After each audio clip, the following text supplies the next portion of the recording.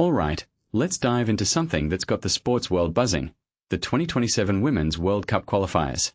But here's the twist. I'm not just here to rattle off who made it. Personally, I think this is about so much more than just the teams on the list. It's about the stories, the surprises, and the bigger picture of women's football. So, let's break it down. First off, the hook. Algeria, Morocco, Cameroon, and Malawi have all punched their tickets to Brazil. But what makes this really interesting is how they got there.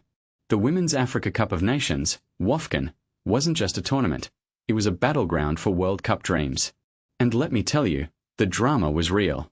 Algeria, for instance, came back from a 1-0 deficit against Ivory Coast after a red card completely flipped the game. Inskiri and Amira Old Braham scored, and just like that, Algeria's in their first ever World Cup. If you take a step back and think about it, this isn't just a win, it's a statement.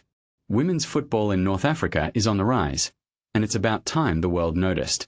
Morocco, on the other hand, beat South Africa 2-1, and here's where it gets fascinating. Morocco's hosting WAFCON, and now they're heading to the World Cup. In my opinion, this is a huge deal for the host nation. It's not just about the win, it's about the momentum they're building for women's football in their country. What this really suggests is that hosting a major tournament can be a game changer for a nation's football culture. Now, let's talk about Malawi. Ranked 153rd in the world, they stunned everyone by beating Ghana 2-1. One thing that immediately stands out is the sheer unpredictability of this.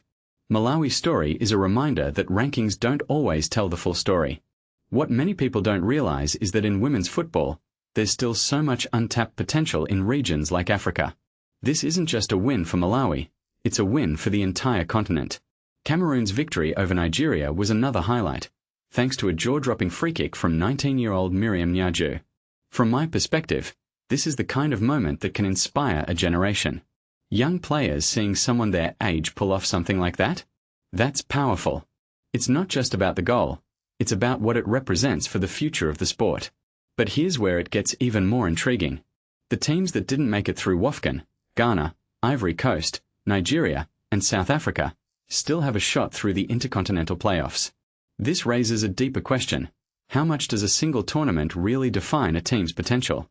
Personally, I think it's a flawed system, but it also adds layers of drama and opportunity. It's like a second chance, but with way higher stakes. Now, let's zoom out. The 2027 Women's World Cup will have 32 nations, and 18 spots are already filled. What's striking is the diversity. Africa's got 4 teams in, Asia's got 5, Europe's got 4, and even Oceania and South America are represented. In my opinion, this is a massive step forward for global representation in women's football. But it also highlights the gaps. Why aren't more regions competing at this level? That's a conversation we need to have. A detail I find fascinating is the European playoff situation. England, Ireland, Wales, Scotland, and Northern Ireland are all in the mix, but they've got to win 2 two-legged ties to qualify. It's brutal, but it's also a testament to how competitive women's football has become in Europe.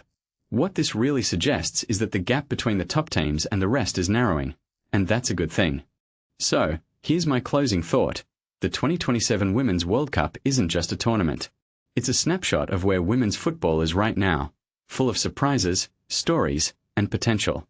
But it's also a reminder of how far we still have to go. Personally, I'm excited to see how these teams shape up, but I'm even more excited about the conversations this World Cup will spark. What do you think? Are there teams you're rooting for? Or is there a bigger trend here that's got you thinking? Let's talk about it in the comments.